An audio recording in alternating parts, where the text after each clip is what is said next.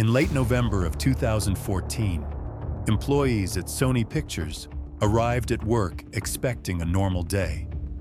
Instead, their computer screens displayed a red skeleton, a flashing warning, and a message signed by a mysterious group calling itself the Guardians of Peace. All of Sony's internal systems were locked, files were wiped, screens were frozen.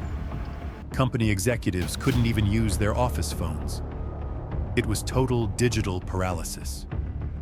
Within hours, the attackers began leaking confidential information online, unreleased movies, private emails from executives, salary records, personal employee data, thousands of files spilling across the internet. Hollywood had never seen anything like it. At first, no one understood what the hackers wanted, but the message soon became clear. They demanded Sony pull the release of an upcoming comedy film, The Interview, which portrayed the fictional assassination of North Korean leader Kim Jong-un. What started as a satirical movie suddenly spiraled into an international cybersecurity crisis. Investigators began tracing the attack. Malware samples were analyzed, server logs were pulled apart, and a pattern began to emerge. Code similarities, IP addresses, infrastructure reuse. All signs pointed to a state-sponsored group, a North Korean hacking unit known as Lazarus Group. For years, Lazarus had targeted banks, military institutions, and governments. But attacking a movie studio? That was unprecedented.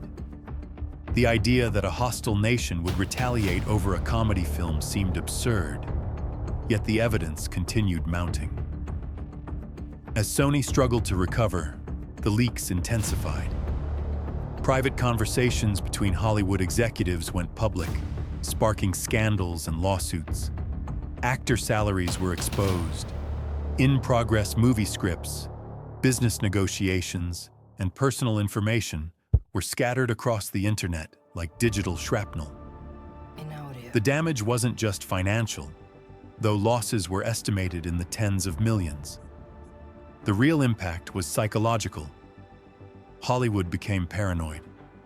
Studios reevaluated their cybersecurity.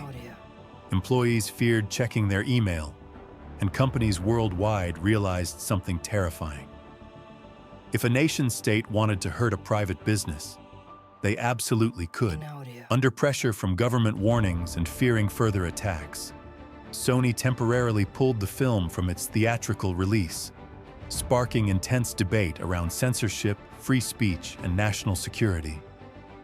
The attackers had succeeded, at least for a moment, in influencing the decisions of an American company. Eventually, Sony did release The Interview, but through limited theaters and online platforms. The incident became a global turning point, marking the moment when cyber attacks shifted from digital theft to geopolitical intimidation. The US government officially attributed the attack to North Korea, imposing sanctions and condemning the act as one of the most destructive cyber attacks ever carried out on American soil. The Sony Pictures hack wasn't just a data breach. It was a wake-up call.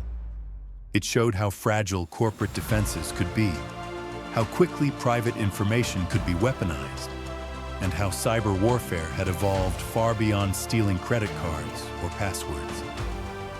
It revealed a future where movies, media, and even culture itself could become battlegrounds. This is Data Heist, the dark side of data. Subscribe for more digital heists from the dark side of our connected world.